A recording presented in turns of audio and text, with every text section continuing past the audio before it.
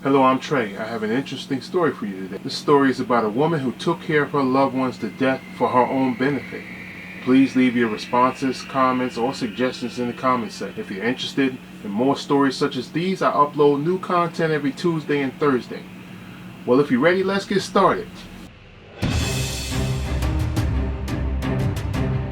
Martha Lowenstein was born in Austria, Vienna, in 1904.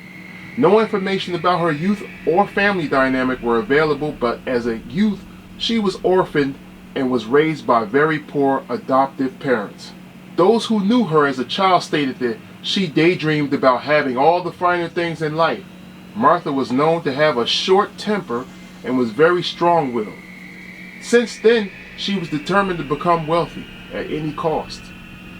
At age 16 years old, Martha met and had an intimate relationship with a 74-year-old wealthy store owner by the name of Maurice Fritsch. When their relationship became serious, Martha moved in with Maurice. Martha met and had a secret affair with an engineer named Emil Marek. Maurice died and left his entire estate to Martha.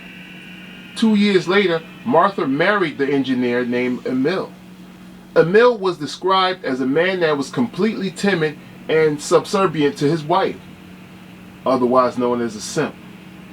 Within 2 years after being married, the money was all used up by the couple. They were nearing financial ruin and were poised to lose their home and everything else along with it. In 1925, Emil was out chopping wood and lost his leg.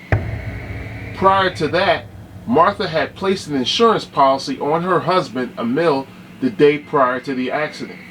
Wow, that doesn't sound suspicious at all. When Martha went to put in a claim the following day, it was initially denied due to it being labeled as suspicious. Hold on. This doesn't make any sense to me, but if you choose to make yourself an invalid for profit, why stop with just one leg? 1 + 1 is 2. Martha attempted to sue the company for her claim. The insurance company hired a forensic expert to disprove Martha's claims. The forensic expert was able to prove to the court that Emil's loss of his leg had been due to self-mutilation. The insurance investigators believed that Emil was so obedient to his wife that she directed Emil to amputate his own leg. Oh my God, if that's true, then this dude is a super simp. The public heard about this situation and began to follow Martha and Emil's story. Public support rose for the married couple. The public following also believed that the insurance company was trying to get out of honoring their claim. Because of this, Martha and Emil were acquitted of insurance fraud, but was found guilty of trying to bribe the coroner. They were both given a short prison sentence. It was alleged that due to the public support, the insurance company eventually gave in and paid their claim. While Martha was in prison, she shared a cell with a woman prisoner by the name of Leopoldine.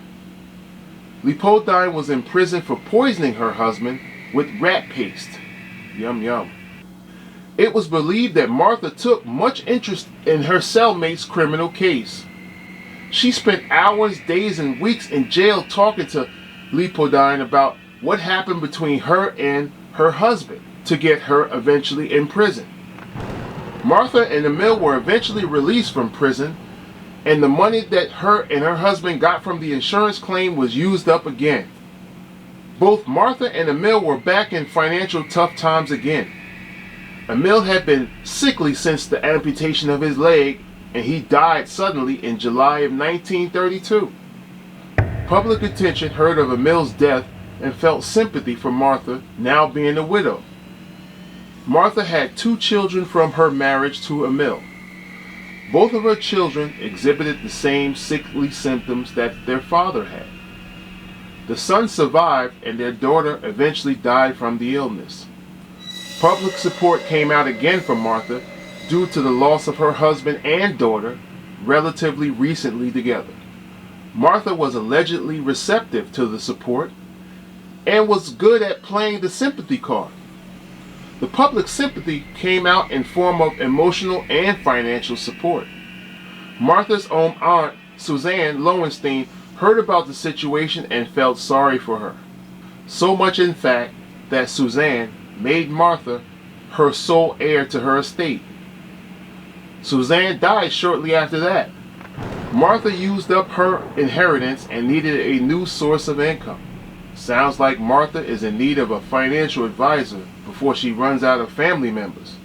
Martha then befriended an elderly woman by the name of Felicitas Kitchenberger. Felicitas was allowed to move into Martha's villa as a subtenant. Martha was able to persuade Felicitas to allow her to take an insurance policy out on her. Felicitas then suddenly died short after. Felicitas' son, whose name was not provided, questioned his mother's death and notified the authorities about Martha for her suspicious death. The body of Felicitas was exhumed and an autopsy was done. Felicitas' body was found to have rat poison in her system and was found to be the cause of death. The bodies of Martha's husband, daughter, and aunt were all exhumed and all found to have died of rat poisoning. Martha was charged for 4 homicides and tried in court. During trial, Martha attempted to put on a show. On several occasions during trial, she would pretend to have seizures, but this didn't stop the guilty verdict. Martha was sentenced to death. Martha petitioned for clemency from the Austrian president. This was during the time of World War II. Austria had been annexed by Germany at the time. Martha personally petitioned to Adolf Hitler for clemency. That was the wrong person to go to. After Hitler heard of the story, he denied her request. Martha was executed by guillotine in December of 1938. If you enjoy more stories such as these, then click the suggested video above. I upload new content every Tuesday and Thursday. God bless and stay safe.